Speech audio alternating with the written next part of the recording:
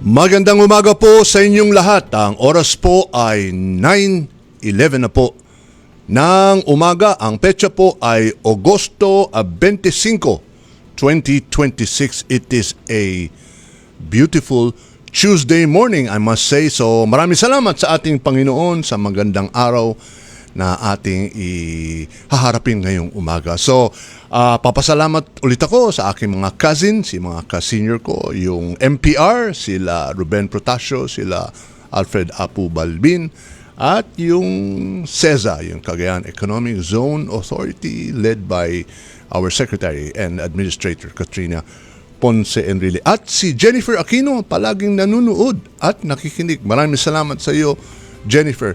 I wish you well today. Dediretso na tayo sa ating panauhin kasi excited ako. He is an award-winning career coach and I must say he is a very astute political and legal commentator. Kung papanoorin niyo yung kanyang YouTube channel, marami kayong matututunan. And I'm one of them. So I'm an avid watcher and listener to his commentaries. I'll bring him in now. He is joining us via Zoom. Walang iba kung hindi si Coach Jarrett Pulido. He's joining us. Magandang umaga sa iyo, Coach Jarrett. Good morning, Sir Leslie Bocobo. Kamusta po kayo, sir? Nako, I'm okay. It is an honor to have you finally for the first time, no?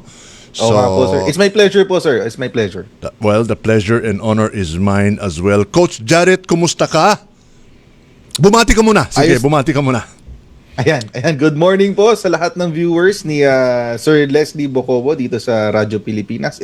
It's good to be back. Matagal-tagal din po ako hindi nakadalaw. Oo nga. Dito po sa sa Radyo Pilipinas. Pero next time, promise me, Coach Jarrett, you will be here in person, ha? Ay, sige ba, best effort. Basta po mag-ahayaan ng schedule. Oo. Well, pag-uusapan natin yung Day 17 kasi meron kang commentary. Napakaganda. Pero before I begin, Coach Jarrett, meron lang akong babasahin. No? Yung Joint Circular number 2015-01 concerning the proper liquidation and auditing of the confidential funds. No? And I quote, cash advances for confidential and intelligence funds shall be drawn by duly designated and bonded special disbursing officers or SDOs or the HOA, otherwise known as the head of agency, for the implementation of a program, activity, and project changeable. Is it changeable or chargeable to the corresponding chargeable to the corresponding confidential fund? And then, Coach Jarrett, you quoted si Attorney Wamil, sabi mo, and I agree with you. Pag palyado ang liquidation, there is personal benefit. Coach Jarrett, paki-explain kung anong ibig sabihin niyan. Nako, sige. Opo, medyo mabigat po yan, Sir Leslie. No? Sige. Ang sistema po kasi sa confidential funds, so we have the confidential and the intelligence funds. Yung pong binasa nyo pong document is the joint COA, DBM, marami po yan, COA, DBM, DILG, DND, tsaka Governance Commission of GOCCs. Ang dami pala, ito po no? ay agreement with them. Marami po ito eh. Agreement with COA with regard to how to handle confidential funds. By the way, magkaiba rin po yung confidential and intelligence funds. Yes. But if we go through that rabbit hole, baka magtagal po tayo lalo. Pero Coach Jarrett, I will cut you off. Sige po. In one sentence, anong difference ng confidential fund at saka intelligence fund? Para sa malaman lang.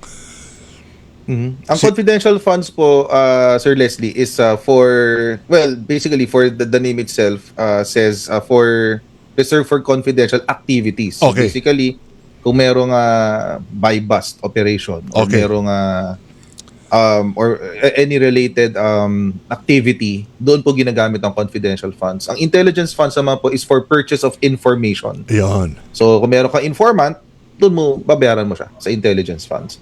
So, clearly defined po yan sa COA DBM Circular, yung binasa nyo pong Yes, joint circular. yung joint circular, oo. Yes, and may very meticulous po ang proseso niya. Napaka meticuloso po ng proseso pagdating sa auditing In fact, sa sobrang higpit niyan, may sarili po siyang auditing group, yung ICFAO, no? Okay. Intelligence and Okay. Confidential Funds Auditing Unit. Oo. And sila po ang in charge diyan. Ang sistema po kasi, kapag hindi po nakapag-liquidate ng maayos, pag sinabi po ng COA, ng ICFAO rather, Yes. which is under COA, pag sinabi po ng ICFAO na hindi maayos ang liquidation mo, according to Attorney Wamil, and yun din po nakasulat sa joint circular, na there is the presumption of personal benefit. Ibig sabihin, dahil hindi mo ito nagastos ng maayos at hindi mo na i-report ng maayos, ang iisipin ng COA, ginastos mo ito para sa sarili mo. Ayun. Wala nang iba. Oo, kasi So, nga, yeah. yung strategy, Coach Jarrett, ng defense is gusto nilang ipawalang sala ang pangalawang Pangulo at Yes. ibibintang na lang kay Gina Acosta at kay Colonel La Chica. Pero ikaw mismo nagsabi, sabit yung tatlo eh. Tama ba, Coach? Yes. Oo. Yes, sir. Sabit po yung tatlo, sir. Kasi ang nakasulat po sa Notice of Disallowance ay sila pong tatlo. Ayun. At saka si pangalawang Pangulo ang head of agency. Right. Oo. She is one of the accountable officers. Oo. Nakasulat din po yan sa joint circular na ang accountable officers lang po sa pagdating sa confidential and intelligence funds are the head of agency and the special disbursing officer.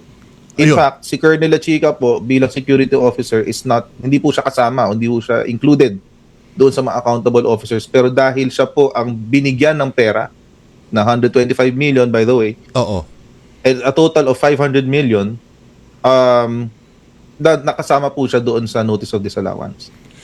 Ang tanong, Coach Jarrett, yung, 125 million or 500 million, dumaan ba diretso yan sa kamay ng ating pangalawang Pangulo? Kasi yun ang parang gusto nilang palabasin na, teka muna, malayo ako dyan eh. Sila ang nag-operate yan, not me. Parang inililihis nila yung accountability ng pangalawang Pangulo sa mga perang yun. Ano sa tingin Right. mo dyan, Coach Jarrett? It doesn't matter po, Sir Leslie. Okay. To be honest, it doesn't matter. Because at the end of the day, ang pagbabasihan pa rin po natin is the Notice of Disallowance. Ayun. Pag may So, notice of disallowance, dapat ibalik yung pera. Dapat to ibalik ang pera. Ayun. Hindi binalik Correct. eh. Yung buong, hindi pa. Hindi. We don't know if they- Okay, hindi pa. Okay, sige. Opo. Nako, Yeah. talagang mukhang mahihirapan silang lumusot dito sa nangyaring ito. Ang observation mo, Coach Jarrett, kasi nga, tila ang sinasabi ng taong bayan, well, I hate to use the word also, no? Si Gina Acosta was coached by people above her parang kasi kung sumagot very frustrating talaga sumagot eh. It's a test of Right. patience para dun sa mga magtatanong sa kanya. Anong masasabi mo diyan, Coach Jarrett? Yeah. Sir, even the senator judges, na-frustrate na rin sila sa kakatanong ng, even si Senator Tito Soto, sabi niya, ayoko na makarinig ng template. And then he went down. He sat down. So, it's very obvious, masyadong obvious na tinuruan siya. And I don't think she is smart enough. She is cunning, pero I don't think she's smart enough to know kung ano yung mga sasabihin niya. At ang nakakakaba is that naipag-meeting siya sa abogado ni Sara Duterte a week prior to the hearing yesterday, which is nung panahon ng bagyo. Tapos bigla niyang binago last week bago siya sumalang. But I think yung later statement niya, the latter statement is already a cover-up dun sa una niyang nadulas na sinabi na nag-usap sila last week. So, in my opinion, in my personal opinion, is na-coach po talaga siya ng abogado ni Sara Duterte. At saka, kung napansin mo, Coach Jarrett, yung itinanong ni Senator Amy Marcos si Gina Acosta, tinanong, kumusta na yung asawa mo? Hindi ba? So, ibig sabihin, Yes. alam ni Amy yung nangyayari sa asawa ni Gina Acosta. So, I don't know, siyempre, maduda na tayo eh. Tulad ng sinabi mo, Yes. nakipag-meeting yung abogado ni VP kay Gina Acosta. Dun pa lang parang foul na eh. Kasi dun malalaman natin, sinasabihan na ng abogado, ito dapat ang sasagutin mo kasi ganito ang itatanong sa'yo. Kaya, Right. oo. Frustrating enough, but, well, smoking gun, tapos marami pa rin lalabas na mga ebidensya. Ikaw, coach ko, alam ko marami kang gustong sabihin. Tulad nung sabi ni yung isang senator judge na yung si Tulfo, no? Senator Tulfo, Stupid something like blind loyalty, no? I don't think she's stupid kasi, Coach Jarrett, kasi hindi ba ang trabaho rin niya dati ay isa siyang stenographer? Yes. Ang Yes, stenographer po sa pagpapakaalam ko, they must be sharp to get right away yung kung anong sinasabi. So, pero nung siya'y nasa witness stand, parang mahina siya mag-comprehend, Coach Jarrett. Right.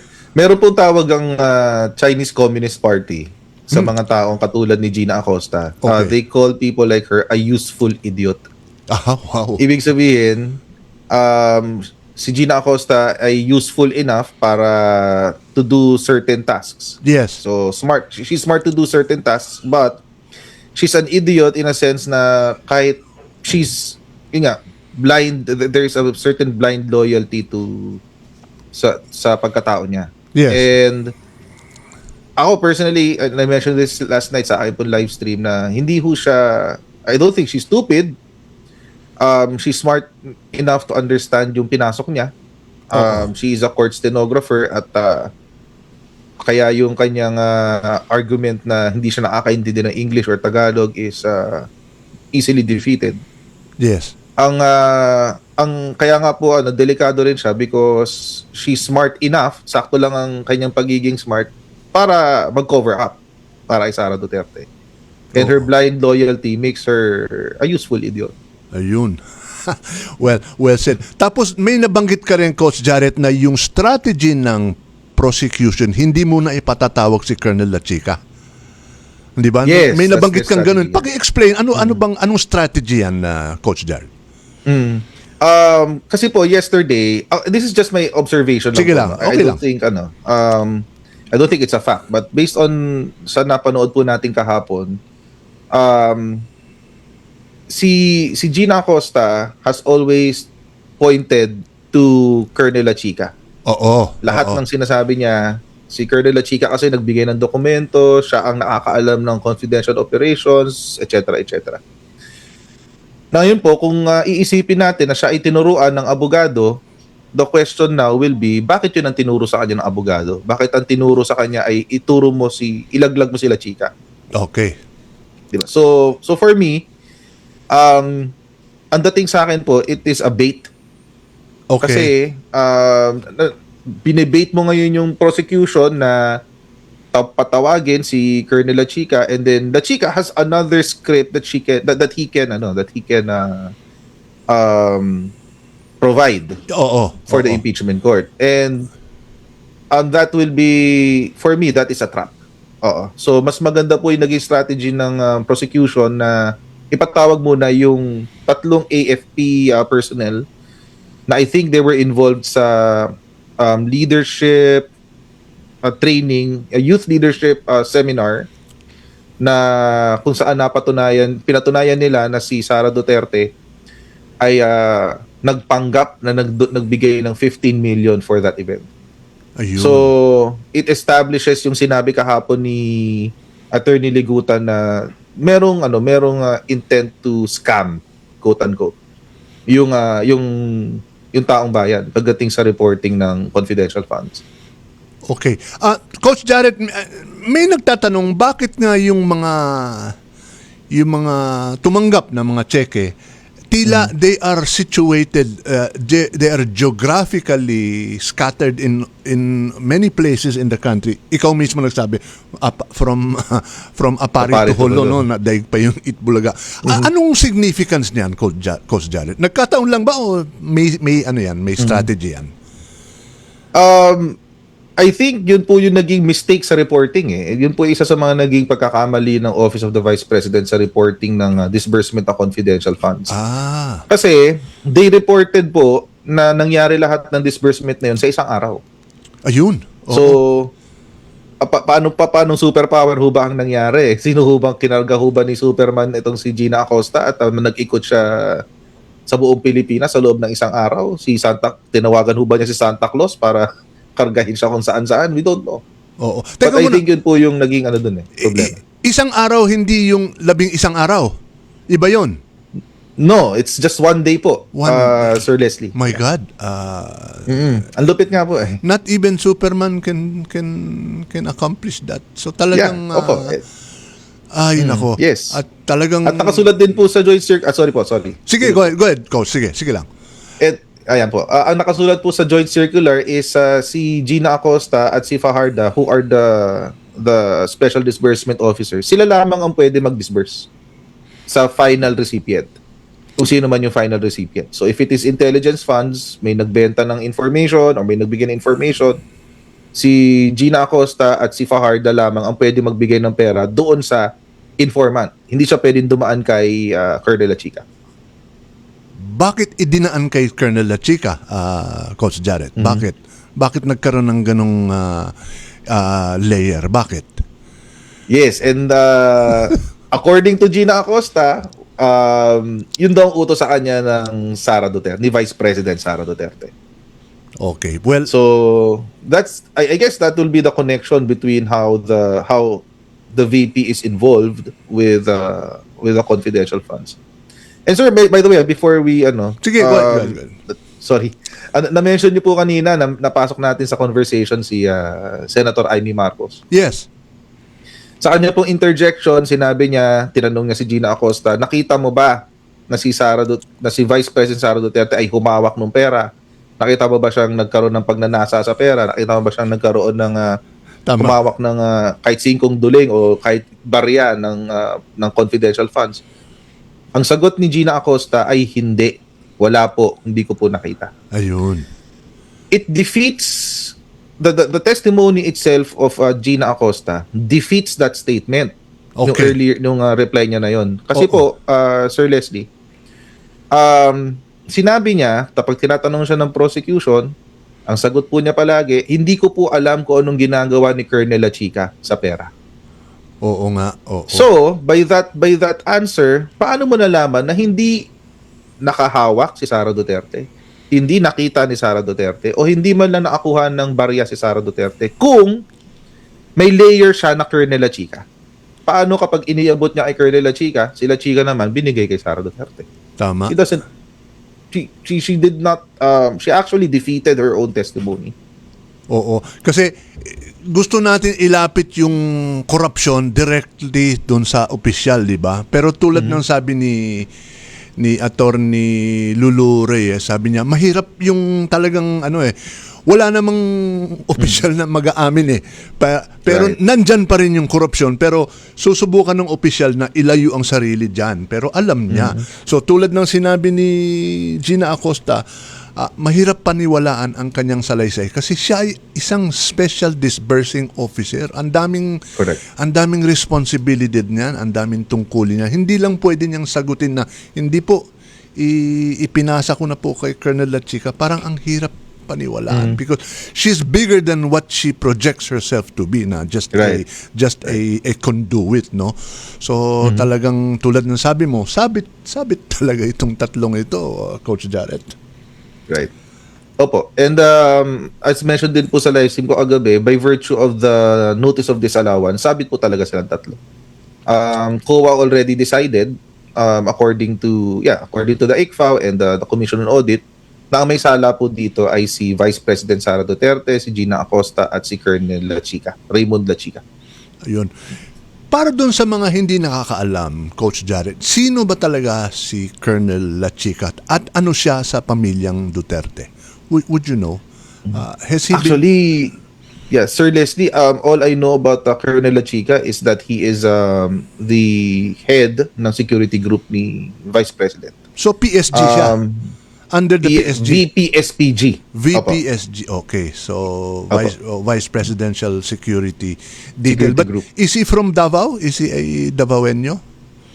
I'm not sure, Sir Leslie. I haven't gone that far yet. Actually, iniintay ko nga rin po na umupo si Colonel La Chica kasi I'm also interested in learning kung paano niya dinisburse ang pera. Oo. But I don't think it will happen anytime soon.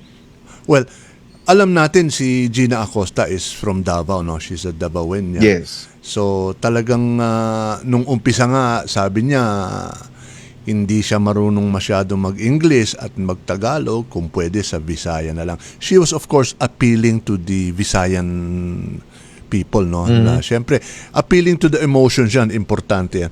Pero binasag siya ni Senator Tulfo. Sabi, teka muna, when you were in Congress, lower house, ang galing mo mag-English at mag-Tagalog. So, bakit biglang ganyan? Plus the fact na stenographer ka, you must be sharp really to absorb right away, no, yung mga salita ng ibang tao. Next hearing, Coach Jared, meron ng bago yatang witness, no? Or tatapusin pa Yes. I think tapos na si Gina Acosta. The next set of witnesses will be yung tatlong members of the AFP. Ayun. Na tungkol dun sa youth leadership seminar. Yeah. Ayun. Mapunta naman tayo, Coach. You're a political commentator. You also have talk about legal stuff, no.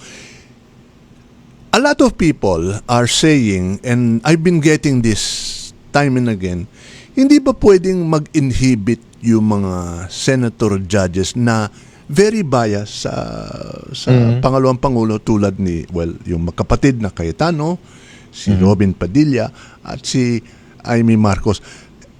Ang sabi ko, wala po sa rules ng Senate Impeachment Court na pwede sila mag-inhibit. Pero in the same way, yung mga bias for the administration, although they're quiet, di ba? Ang may ingay lang yung mga pro-Duterte.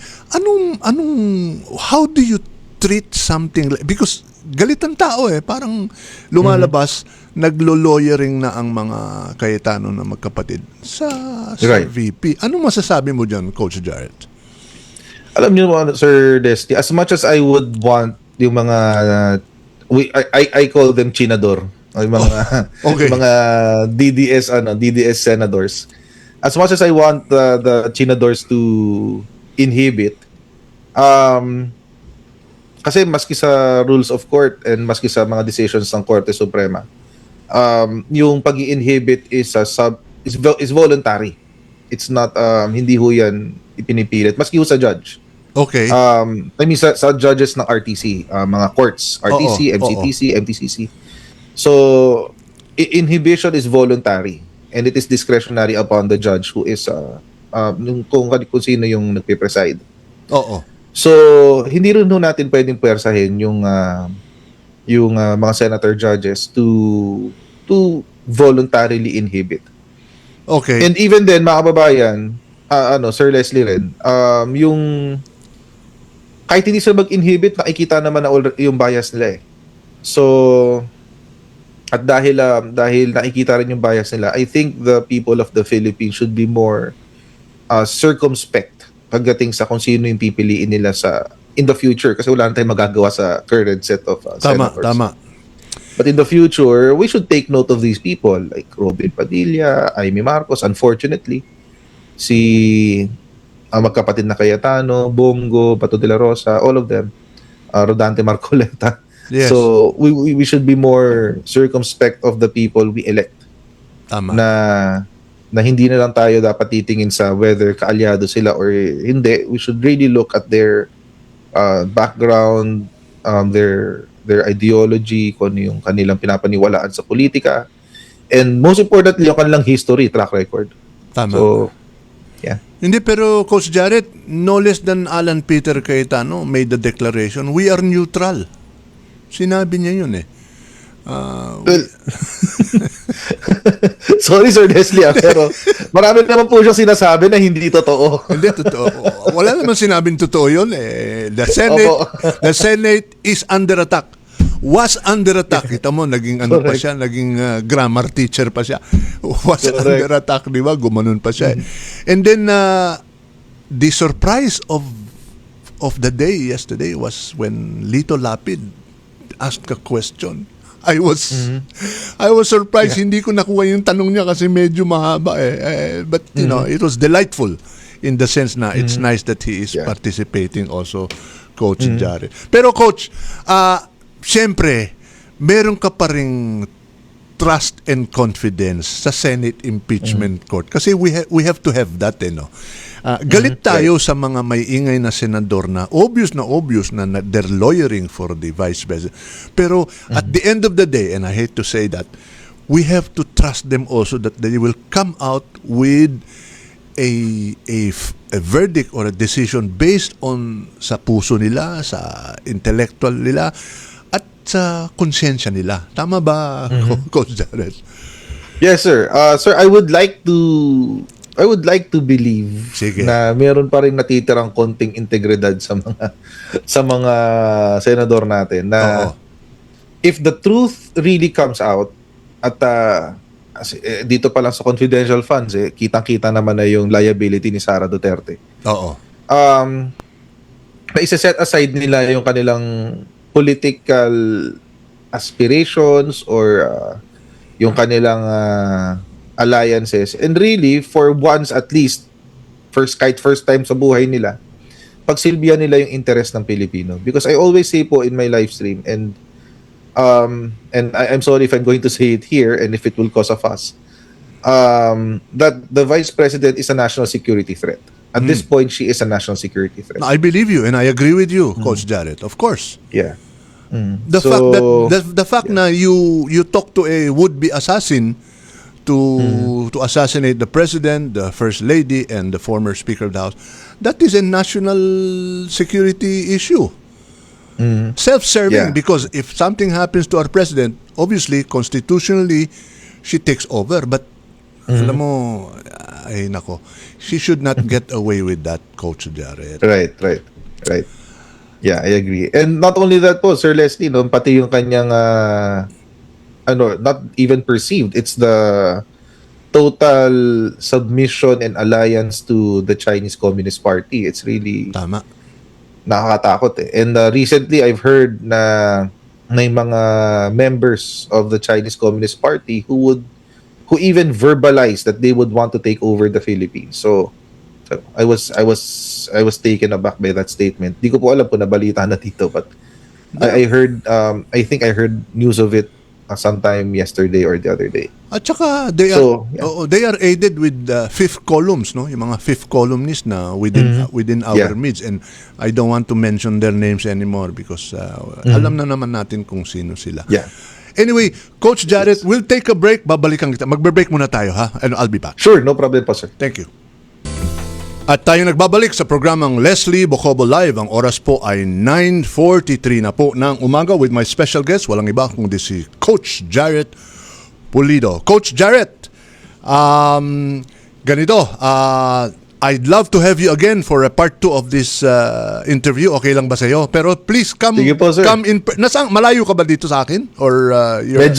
Medyo, yes sir, medyo malayo po ako eh. Anyway, but yeah. just the same, best effort. Please come in person. Let's do this again maybe early next week.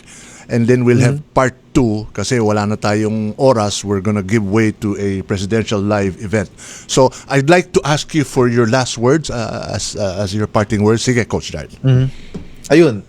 So, para sa lahat ng mga viewers si Sir Leslie at sa Sambayan ng Pilipino,